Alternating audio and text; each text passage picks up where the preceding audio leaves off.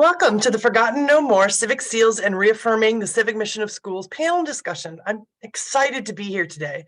My name is Beth Ratway. I'm a Principal Technical Assistance Consultant at the American Institutes for Research, and I am here to guide the discussion and ask the questions.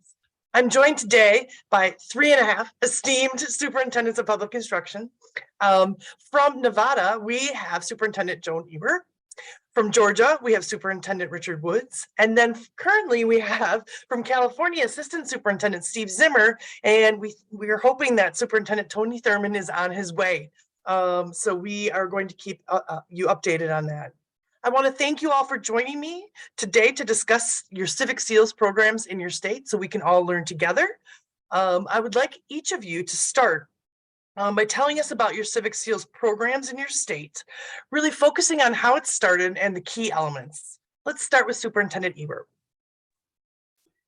Thank you, Beth, and thank you everyone for having us here today. It's really an exciting topic as most of us are in our legislative session and thinking about how we engage not only as departments of education, but school districts, the entire community as a whole. So in Nevada, we are actually new to the seal. We're very excited. During the 2021 session we had Senate Bill 194, which passed and it was signed into law, and it created was the creation of the state seal of civics that can be earned in combination with the high school diploma. We also created the Nevada School of Civic Excellence program, so recognizing those schools that are lifting up all of their students. A student civic leader, we know how very important our students are in their work, student choice, student voice. And then a teacher, school employee that is leading the way in civic leadership. So all of this work was based on work that was provided from other colleagues across the United States. We're excited to implement across our state. We might have some schools that are implementing this year, and there might be some students, but we really see it taking off because we wanted to make sure we had professional development and supports and all of those pieces behind the various components of our seal to make sure that they were lifted up. And so we really see the 23-24 school year as our beginning for our students, but our adults and everyone else across the state have been engaged to make sure that we have a successful rollout. Thank you. Superintendent Woods? Well, going back, I've been in office now since 2015, and really this was one of the first initiatives that I, helped bring to the department. Being a social studies teacher myself, you kind of, understand, especially at the high school level, that, social studies sometimes is, almost like to refer to as the stepchild of some of our academics. Sometimes it felt that way. And I think, I really just wanted to, bring that to the forefront that, that civics, that, social studies, history, all this is equally important as we, prepare our kids for life here in Georgia, and, making sure that everyone had an opportunity to succeed. When I think about the civic seal, it's like, how do we add value to, a student's education, add value to their life? And so that has been our focus since day one, trying to make sure that every student had a value to this. And I think, it began, with a foundation that, okay, we all will study, a core content. And I think that's very important with that foundational piece. But also thinking, above and beyond, I think, looking at some accountability with testing that said, hey, what is your knowledge base? To make sure you're just not, herding like cattle through a class and just covering content, but making sure it is, ingrained within you. And, from there, I think we always, for me, making sure that that whatever we're learning has an application process to it. So much of civics, again, even though a lot of people may think it involves government and involves, maybe citizenship in that area. But, one of the things we look at is, service oriented. I'm, very big into service projects. giving back to the community. And, even with my student advisory group, that's one of the things that we really, really try to stress on, that is taking that information you've learned. But if you're going to become, I think a very viable, citizen, that means you learn how to give back. How do you, add value to others, whether that's within your community, state, to our nation or world. And, we really, believe in that. And of course, we kind of end with a very, firm capstone, project that kind of allows a student to showcase what they've done. So, we reach out, have a lot of great partners throughout the state. When you talk about civics, again, it's not just what we learn, but how do we apply it to life, and inviting others into our school systems to say, hey, there's a much bigger world than what some of our kids, have a view. And I think if we can expand that perspective, then, we've done a great job and had a good day here in Georgia. Thank you. Assistant Superintendent Zimmer, would you like to talk about the program in California, please? Thank you so much. It's an honor to be here with Superintendent Woods, Superintendent Ebert. Superintendent Thurmond is fulfilling his civic responsibility right now. He's testifying in front of the State Senate Education Committee as we speak, and should be joining us momentarily. But let me say also to Superintendent Woods, I too am a fellow veteran teacher. I taught for almost 20 years, started out as an ESL teacher and then taught history and American government to our recent immigrant students. And so, knowing, just how vital all the elements that Superintendent Woods elevated about engagement, learning, and also really the opportunity for experiential learning in this space that really our students tell us, learning by doing it can be so powerful for them. So I'm thrilled as Deputy Superintendent to be able to tell you a little bit about our program in California, and like in Nevada, it is a new program passed in 2017, adopted in 2020, and we're just doing the build out now. We have two elements to the program. One where we recognize schools, and the other where we award the seal. We have 5 elements of kind of standards around the awards, and California, like many states, is a local control state. So while we, as the state, award 25 schools with distinguished civic learning awards each year, we started this year's our first year recognizing 25 schools across the state. The seals are actually issued from a kind of a framework or set of standards by the districts themselves. And so we have expanded in the first 2 years of our program, 28 districts began awarding the seal in 2021. And last year in 2022, we were up to 68 districts across our state. We believe that programs, seal programs, really elevate our priorities as a state. We have a comparable seal of biliteracy, and this is a way that we really are able to work with our districts to elevate these areas that we know are so important to not only our students themselves, their schools, but also to our future. And I see that Superintendent Thurmond is joining us now. I hope he'll have a chance to introduce themselves.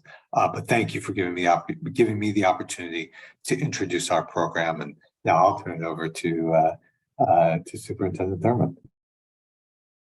Thank you, Deputy Superintendent Zimmer, and good day to everyone already on the webinar. And want to say thank you to Superintendents Ebert and Woods and Beth and everyone at the team and Civics and others. Thank you for convening such an important conversation about the importance of civic education.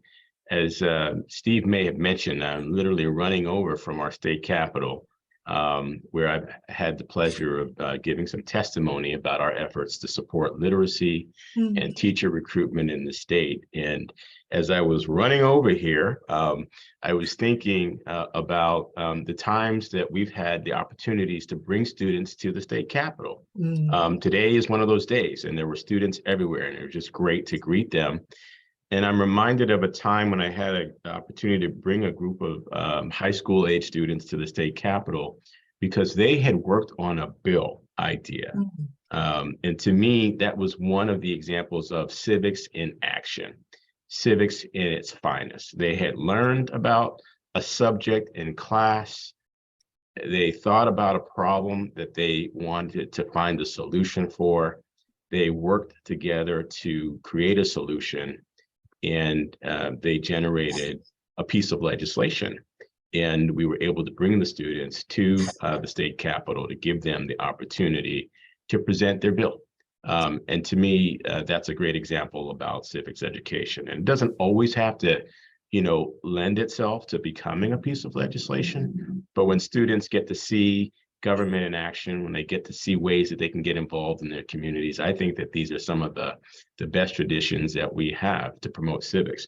I'm proud that on a different occasion, I got to work with a group of high school students who also wrote a bill. They wrote a bill for how to get students who serve on school boards to be in a position to be voting members of those school boards. And that bill actually passed and was signed into law by the governor. And I was very proud of that effort, and to travel the state now as the state superintendent and to see school districts working to implement that piece of legislation. It's complicated, it's hard, but it's great that we see student leaders at every level thinking about how to serve their community, taking up issues around voter registration, taking up issues of community concern, and that this is part of their learning and that it reinforces their learning. And when you think about the history of social sciences, which is the framework in our state that embeds what we do around civic engagement, it gives our students a chance to learn about the contributions of many groups. It gives them a chance to learn about many other frameworks.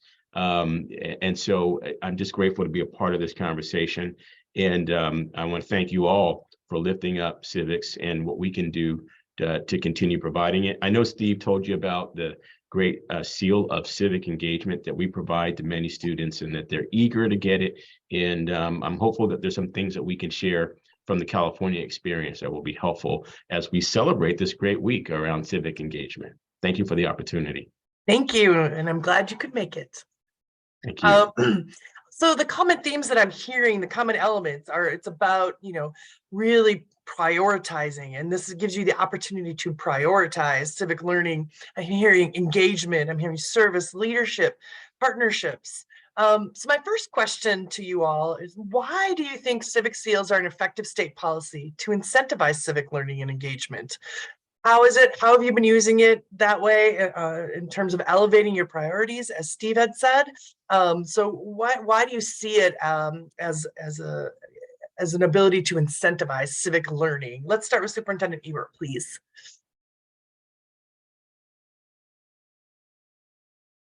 Oh, mute. Thank you.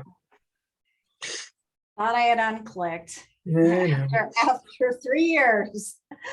That being said, really excited that we decided to move forward in this way, right? A seal is, as we know, it's a tangible and a formal recognition that our students have attained a high level of proficiency in terms of, in this instance, civic seal. Like our colleagues, we have a seal of biliteracy. So it is that formal recognition of the work that the students have accomplished.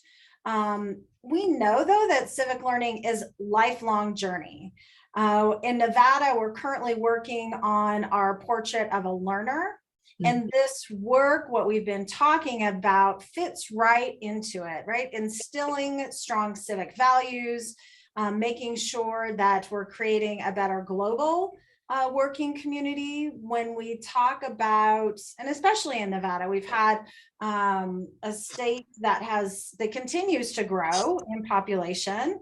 I invite people, any educator that would like to move to Nevada, please come. We would love to have you join our team. But with that, you know, when people are moving in and thinking about neighbors, they don't go out and ask, you know, what was your GPA? They're wondering about, you know, does my new neighbor have personal responsibility? Do they have social responsibility? Are they mindful of those around them? Do they respect, you know, the people that we're with? And so in high school and in elementary and middle, creating that safe and respectful environment where students are working cooperatively with staff and their classmates. Also the whole educational environment that they're engaged in. And it's really important at this moment in time, the opportunity that we take coming out of where we've been the last few years of truly engaging all of our students and leading in a specific way. You know, Superintendent Thurmond was sharing about students going to testify at the legislature, extremely powerful. For our example, I remember our students, and we do have a statewide council, all of our senators have students identified. They're currently working on concussion protocols. But prior to that, we did not have a state insect in Nevada. And so we had a statewide competition back in 2008-9 and had all of our students get engaged with the process and identify how they would like to move forward. So there's many ways at this moment in time that we can amplify not only a seal, but the entire environment and context that we want to build as a society forward. Thank you. Superintendent Woods, I think you probably have had this in place a little longer. How are you seeing that as an incentive around civic learning and getting more schools to be involved in civic learning using this seal? Well, I think, you know, anytime it comes from the state, so that's it's a powerful message to those down in the field in our local districts that, hey, what you are doing is important. And I think it helps to elevate our teachers who actually are involved in this process to let them know that your work is important. And, it is a motivation within itself as we prepare our teachers in allowing them to make a difference in the lives of their children. Definitely it's, when you have something of this nature, you're looking at something that is real world connected. That our young people and our teachers can see, oh, this is why we study this, or actually, what is the framework, where it can be applicable. And even as our superintendents have mentioned, just the other day or yesterday, in fact, we had a lot of interns up here from the high school and middle school area, serving at crossover day. So, it gives our kids, a chance to be involved, be engaged. Expands opportunities. For many of our young people, I said, you are actually resume building. I think in a very competitive world, as when you're sitting and you're wanting to apply to go to perhaps X university, it really shines a light that you're willing to go above and beyond, that you've taken some time that is a little extra to help, become involved, but, not so much focusing on yourself, but focusing on others. And so I think as we, continue to move forward, it is a way to, to build character, to build involvement, but also, as I've shared, to really highlight that what we are studying, in our K-12 system is extremely important, in that we value this education and we see its relevance. And hopefully it'll be something that, we continue to build and, we get our kids to, have more and more buy-in. I can't tell you the number of kids who have received these seals that, it is with great pride that they have them. But it is in an area in which they are involved in their communities And lo and behold, they are becoming our future leaders. They are attracting others to follow in their footsteps behind them. And it's our job to stay on, on top of the initiative and continue to expand these opportunities wherever we possibly can. Thank you, Superintendent Wood. Superintendent Thurmond, how are you seeing it as an incentive? I guess I just plus one all the great things that Superintendent Woods and Superintendent Ebert said. I just think that we know that there's intrinsic value to when you give students a chance to learn something. It's hands-on. It helps to accentuate the traditional curriculum. And but I think it also is great to have something that is a visible representation of your accomplishment. We like to have a certificate. We like to be able to show. And I think as Superintendent Wood said, that in an era where things are so competitive, college applications, being able to show the seal might make the difference in one's college applications and maybe moving forward in a career in government or service.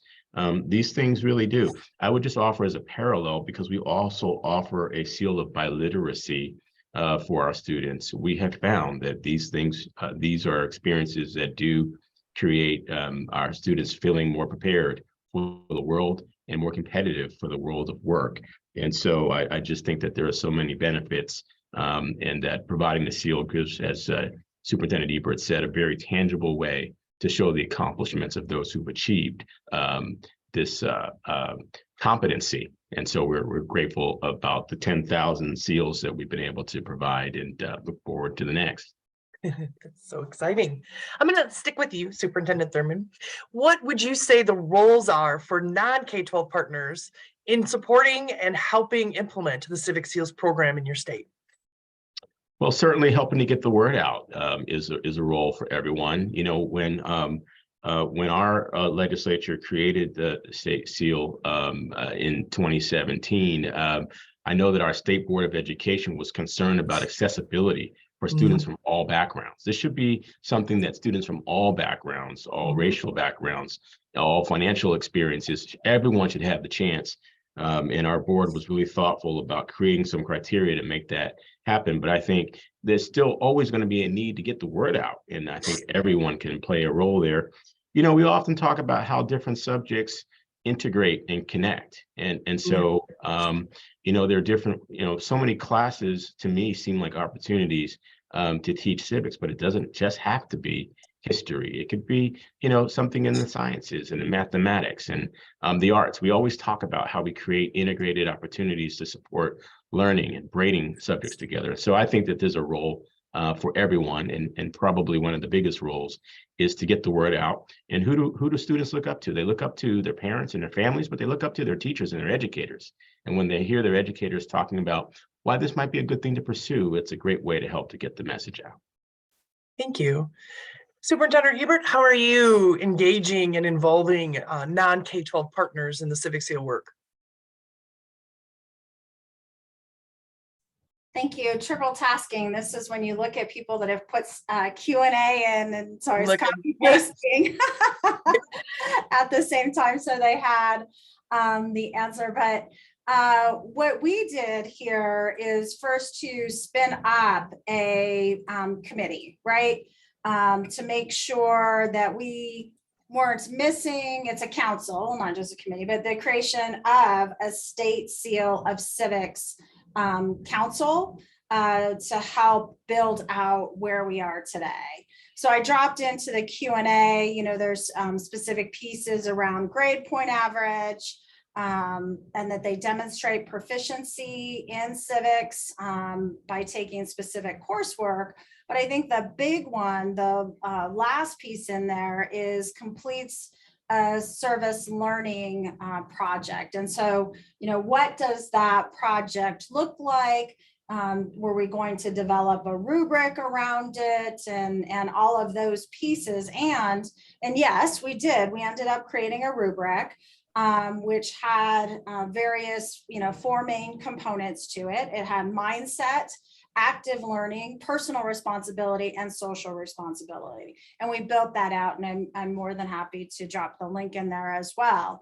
But again, we didn't do that in a vacuum. We invited the entire community to be able to participate not only in the face-to-face components of building this out, but we posted it to the public several times on saying, hey, this is a conversation that we've heard, this is what we're learning. And with the technology increasing and resources in that realm, that it doesn't, someone could answer your questions at 10 o'clock at night, which is great. And the diversity across our state, having the 5th largest school district in the nation to having a school district that has about 80 kids in it, you want to hear all voices because context matters. So being strategic and intentional in outreach, not only with face-to-face, but also outreach electronically, and having an iterative process and a feedback loop to make sure that we have our rubric and those other pieces spot on for our students here in Nevada. And if you, any of the three of you have an opportunity to either put examples into the chat with links, I think that would be helpful. I know Beverly was asking about, can you give examples so other people can, as we know, we share, as we talked about earlier before we even got on the call, sharing our ideas and resources. And I think rubrics would be helpful. So I really, really appreciate that. Superintendent Woods, how are you partnering with non-K-12 partners? And I know one of them in here, and you don't have to answer. We can kind of address it to everybody's, even adult schools and partnerships within the education system. How are you engaging partners in this work?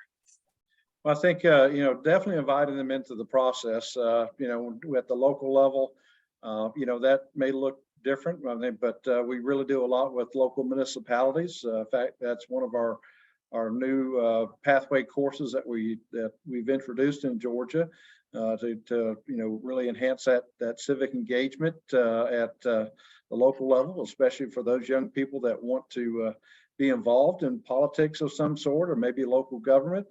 But I think it's multifaceted. I think when industry and community partners come into our schools and districts, they're always asking, what are you providing for our kids? What extra is out there, or what opportunities do we have to serve? And so I think it allows our schools to have a nice friendly invitation into our schools. Whether it's our civic clubs, business and industry,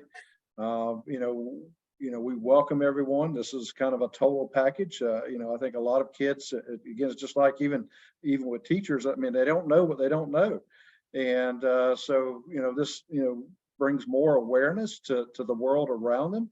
As we begin to think, forward of what we're, moving towards in the state of Georgia, allowing our kids to have internships, allowing them to have partnerships out there. How do they get, to get involved? Definitely, looking at civic clubs, as something that they can join early.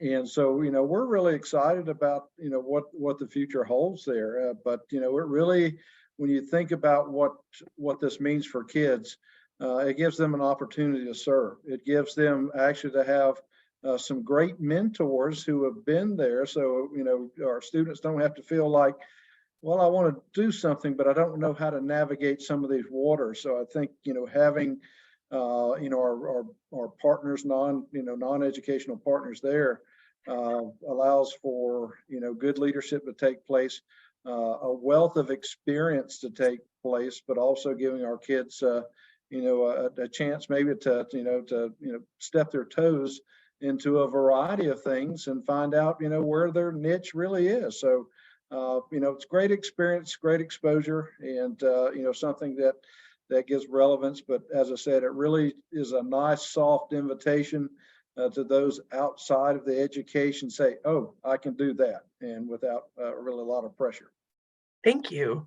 One question that came up in the chat is and any of you can answer this, is there a minimum GPA? So we're really talking about that equitable access to seals? Is one of your rubric requirements a minimum GPA? Is that does that impact what they're saying is generally less successful students? Have you run into any issues with that kind of concept? So I'll jump in first. So this is just being implemented. So we don't believe that it will be a barrier.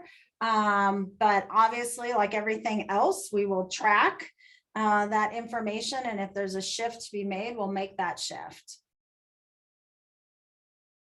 Yeah, again, here in Georgia, GPA has not been one of the criteria we have, even though we do have some testing requirement as far as just base knowledge. But, for me, I think anytime you can get a student pursuing a SEAL, it increases their value to education.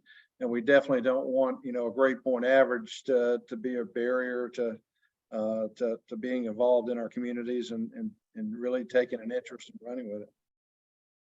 We don't have a minimum GPA requirement, and our seal can be affixed to a diploma, to a GED. We really, students in alternative education, and I should say that the very first group of students that I brought to the state capitol were students who were attending an alternative school. These were young men who were in a juvenile camp, which is hard enough to imagine that students find themselves learning in a facility in this way, but they still deserve the chance to learn. And these very students wrote their own proposal for how to keep students out of the criminal justice system. And so to me, is a powerful tool to engage students at every level, including in our alternative schools.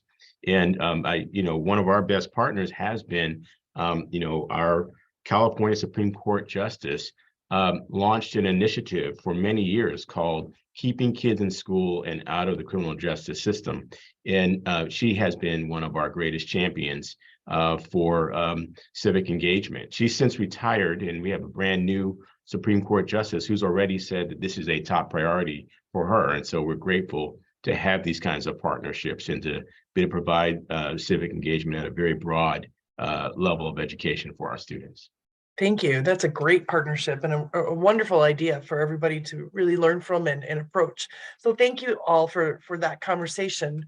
It leads me to really thinking about how to help others understand what successful implementation looks like for SEALs.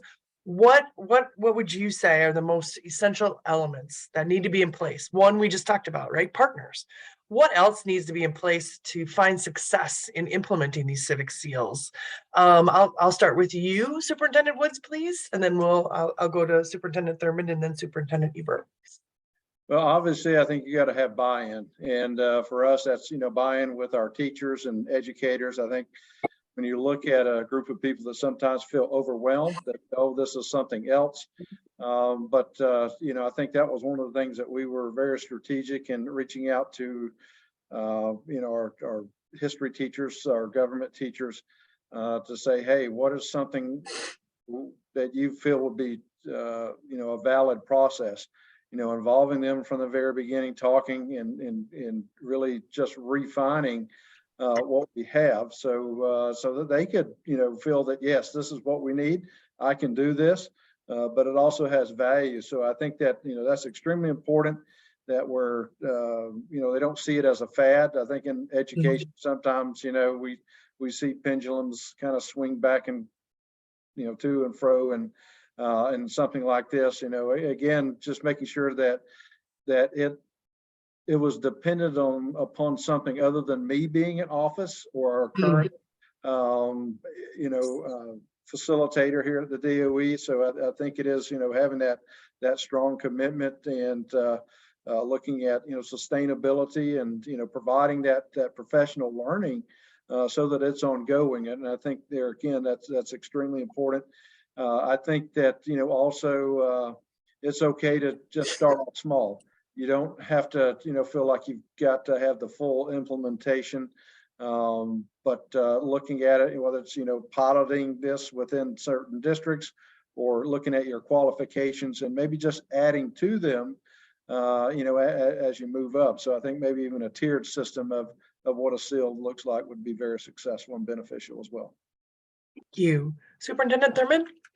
Yeah, I agree to all those points. You want to have access to broad partners, listening to educators and those who would be implementing this, and feedback from students. At the California Department of Education, we've established a first ever statewide youth advisory council so that young people can give input to us on all matters related to education. And I'm really positioning this group of youth where they can be advisors to our governor, to our legislature, from the standpoint of important things. We've also created a parent advisory council to be a companion to the youth advisory council. And by the way, these positions for our young people, they're stipended positions. We tell them that they're experts, and so we want to give them a chance to be able to provide their expertise, and so I do think it's important for us to continue to get voices from civic organizations and partners, but to also help to ground it in the experience of those who will implement it, young people,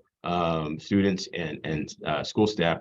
And we have incredible staff at the California Department of Education who are able to help guide the work, provide technical assistance to school districts as they're thinking about implementing programs. And so I would just say for someone starting out that they would want to build in some funding for some staff so that they can help to build out the work as it unfolds in their state. Thank you. Superintendent Ebert? Yeah, on the shoulders of giants. That is absolutely doubling down on what both my colleagues were just sharing, as specifically with the student participation, student voice, making sure that they are at the table, shaping this work with all of the other constituents.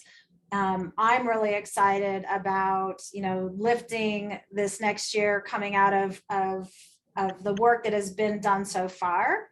But I will tell you, making sure that access, the awareness, right, getting the media involved for us, for those of you that are first lifting up, making sure that the community is well aware, not only how they can be engaged, but just what is happening in the educational environment. So our lift is starting. Very excited, and hopefully we can be back here a year from now this week and share all of our accomplishments that have transpired in our learnings too, right? Those mid-course corrections that happen as you roll things out. Don't be afraid to, I think, just first of all, getting it out of the gates, right? If you know that as a state, your state is ready to move in this direction, to go ahead and call upon your colleagues, call upon these amazing humans that are here today. I have amazing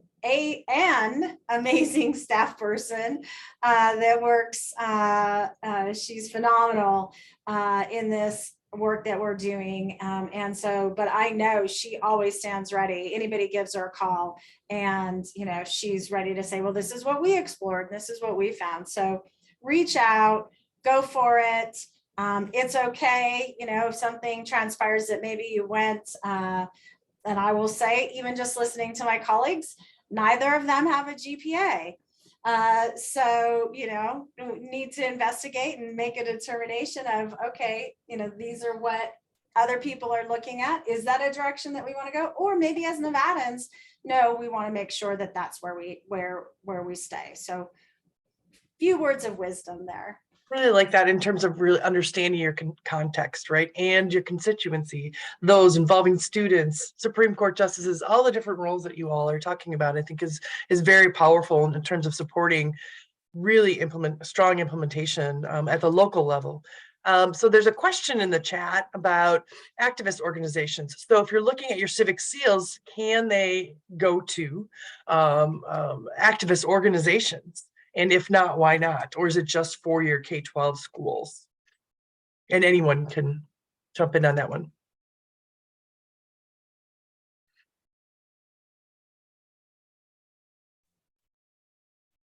Yeah, I do not believe, I would need to check on that before I jump in. I believe that they can, participate across, but I would need to check with my amazing staff person to see if there are specific parameters for participation. I think it brings up, thank you for that. I think it brings up an interesting, again, wonder about your partners. And we talked about that. Like if you're building it for which you all focus on, right, is K-12 and your other partners, juvenile justice programs and so on. But you wonder if some of your other partners, if this kind of bleeds into their organizations then, and building the seal for other outside organizations and how they learn together, and thinking about that with your partners, I think is a really interesting idea.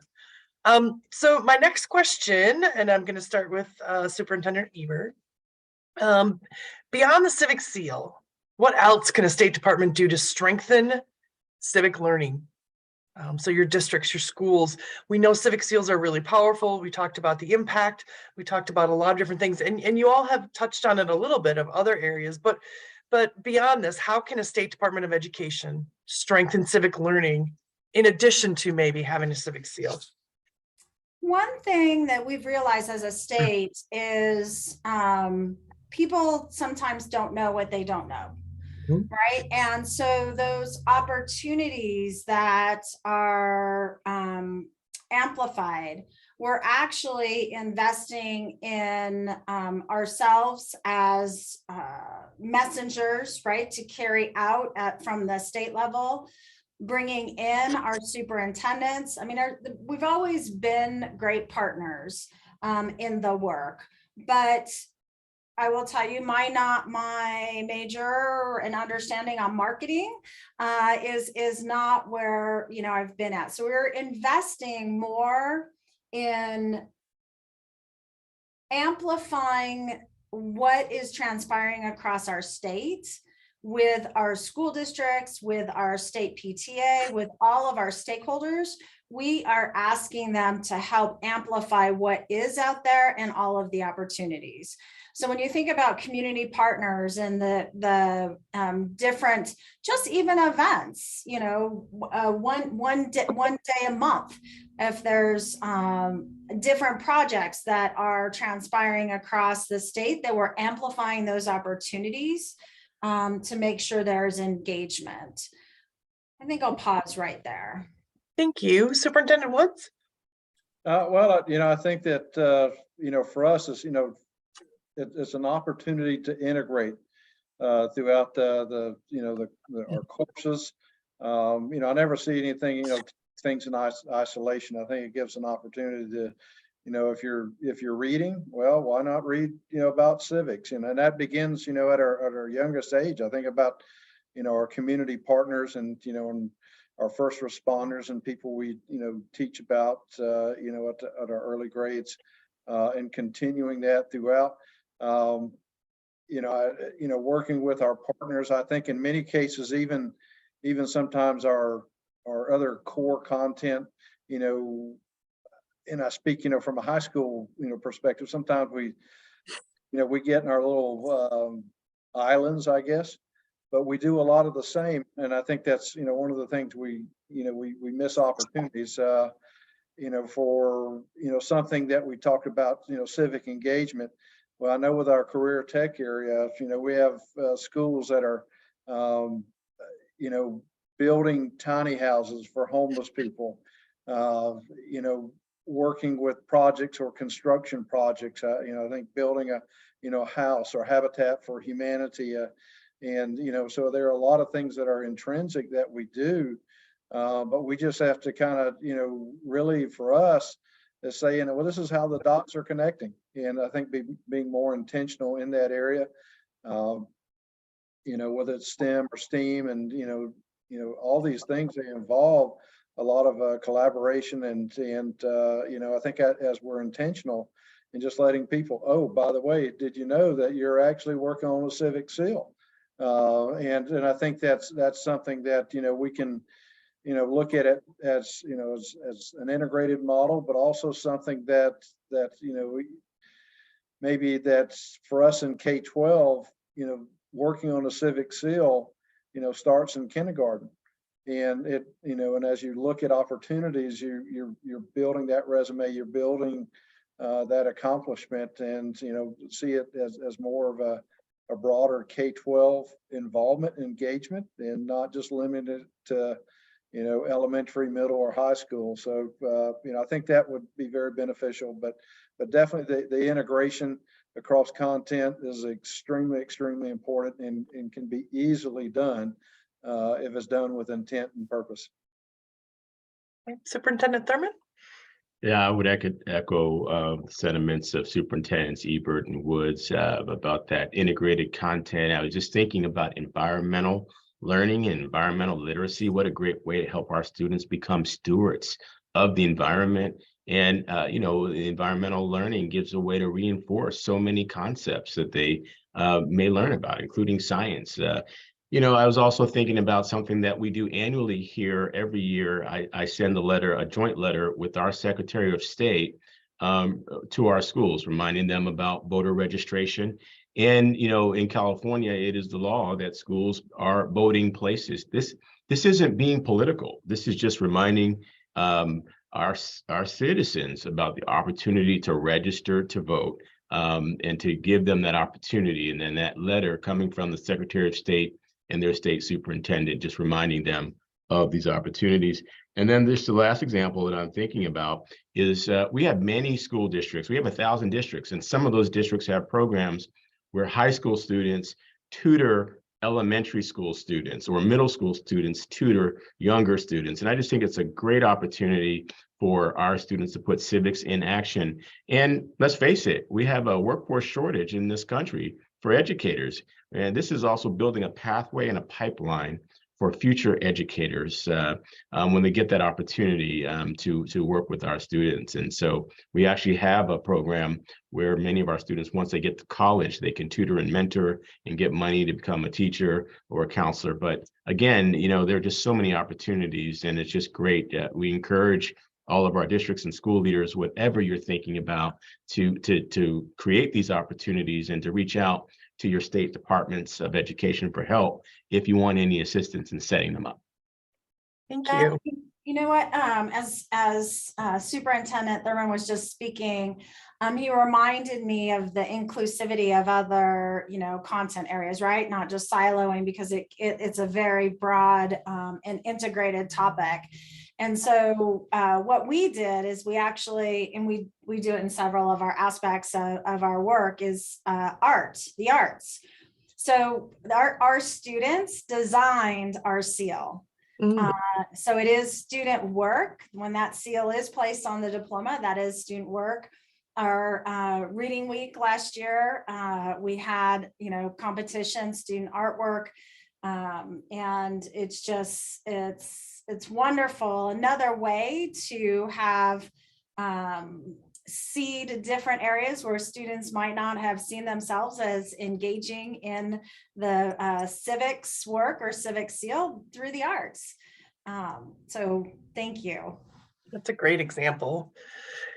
So Ellen asked a couple of questions that I'd like to propose. So let's start with one. How did you know it was the right time for seals? What made the environment right for this to be important? I mean, you all talked about how important it is, but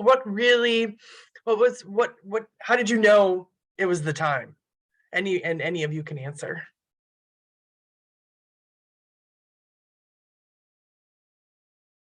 I think I'll kind of launch into that. Being a social studies teacher, working, within my system, again, for 14 years in the classroom, my question, when is it not the right time? I think, coming up and being an elected official, definitely there was a need. And I think anytime you see a need, then you have to act upon it. Sometimes, again, it may not happen exactly when you want it to happen, but at least taking the initiative. I think, if you never take that first step, then you never, see any results. You don't know what's out there. I think, in testing, the water, so to say, getting the right people that are willing to have that buy-in. But, for me, it was something that, as a government teacher, an individual that even as an administrator, trying to get our students involved throughout our system, as some type of unified service project. And in fact, I think we're going to be trying to do that as a state within the upcoming month or two. I think it's a necessary. I mean, because if you wait, then next thing you know, the time is gone. And and there's no guarantee how long that we'll be in our positions. Mine's an elected position, so for 4 years, you're kind of planning you're there, and you just have to take the time you're given, make the best of it you can, and run as fast and as furious as the wind will take you. Superintendent Thurmond or Superintendent Ebert? I'm grateful that I had the chance to vote as a legislator to create the requirement, but I wasn't a part of the conversation about that led to it. But, so I don't know what's the perfect time, but I feel like there's no time like the present. If you think about all the things so many of our states are dealing with, and so many of our communities who are dealing with poverty and climate change and so many challenges, let's think about what we just came through. We just coming out of a pandemic, a time when people were disconnected. I can't think of a more important time to be promoting civics as a way of helping people to see, helping all of us to see how we are connected to our communities and how we are connected to each other. To me, it's the best counter for any disconnectedness, any social isolation that has been experienced. And as our students are working to overcome having been isolated and seeing higher rates of depression and anxiety, what more appropriate tool and timing might we seek to build out more civics programs in our states? In our state, we're working to recruit 10,000 mental health clinicians to support the needs of our students around mental health. But nothing can be more powerful than helping someone see how they're connected to someone else. And we often talk about the importance of building empathy for others. And I think that civics can really do that. And I think that's a critical need as we are trying to overcome some of the challenges that students around the country have experienced during the pandemic. And so I would just encourage anyone who's thinking about it to start to work now to launch your civics program. And I don't think you'll be disappointed. It'll be hard work, but I think there'll be a lot of great reward on so many of the benefits that you've heard from my colleagues today. And I'm sure that they would join me in saying that we would be available to assist any other state that might be thinking about creating a new civics engagement program. Thank you. I'm going to do one more question just to honor everybody's time. We know everybody's time is fairly tight, going from here to there. So if you had the process to do all over again, or if you wanted to give advice to somebody who knew nothing about a Civic SEALs program but wanted to start one, what would you say their first step should be? Let's start with Superintendent Ebert. Thank you. Phone a friend. Very, very first thing I always do is, to see, and especially over the last 4 years, collaborating all of the chiefs through our network at CCSSO. I mean, there were times when it was, once a week and then, once a month, but just being able to have conversations with your peers on what went right, what are the things that, the questions that I wish I would have asked at the beginning, and then move forward. It's the coalition of the willing, and everything that is said, talking about social responsibility and how we want to live as a society moving forward. It's now, and we're all here to help. Thank you. Superintendent Woods? Well, I would agree. I think the collaboration part, is so important when, trying to get buy-in, trying to start, you definitely don't want to feel that you're out there by yourself trying to get it done. That support and, reaching out to individuals, is extremely important, because eventually your team begins to grow as well, which is what you want to happen. You want it to happen, as organic as it possibly can. where it becomes kind of a natural, process that when people hear about it or see it, that it does take place. But, I think that, anytime, you begin to launch something, you want to have all your resources and everything in place, because you typically only get one time, to put something out. And I think the reputation of what comes out, has to be a sound product. I mean, for people to have that buy-in, it needs to come out smooth. So that's that front preparation, front readiness, having your resources together is extremely important to make sure you have the best rollout that is that you're capable of doing. Thank you. Superintendent Thurmond? I think my colleagues have said it, and I'm not going to try and add anything to it. I had a mentor once who said that when someone says a good thing, you just say you want to align yourself with the comments of your distinguished colleagues. And I like would that. echo the sentiment, reach out for help, phone a friend. I've learned so many great things just from being with my colleagues today on the Zoom, and I'm looking forward to phoning them as friends and what we can share across our states for the benefit of all of our students. Thank you. I think that's a great piece of advice. Is just the alignment is what I'm hearing, and phoning a friend. I heard a lot of P's today. Partners. It's all about partners, policies, preparation, professional learning for State Department employees, as well as public, as well as your districts, and really trying to support implementation. There's some links that you can see in the chat, and thank you. And I know we will have more links to share, and I would assume, and you all three can correct me if I'm wrong, that if they go to your state education website, that they will be able to find more information, specific examples of the rubrics, what the seal looks like. I love Superintendent Ebert that the students designed it. Like, that's such an aha. And I love the concept of who you all set as partners, and even some of, the really other pieces that we need to think about when we're thinking about civic learning. The civic seal is very important and can be something that you start with, and then thinking about other important pieces. And I think one of the questions that I have more to ask, but one of them would be, how did you define civic learning before you even got into the seal? What was the purpose of the seal in terms of supporting what your vision and mission is as a State Department of Education? And we know it's connected clearly to all of the work that you're doing. I just want to thank my three panelists, with Steve as well, for sharing and being honest and transparent about your work. It's just so important to see how you're leading this work and still learning. You're still willing to learn, and that's really part of the process. I think, Superintendent Ebert, that you had said too, it's like, it's okay.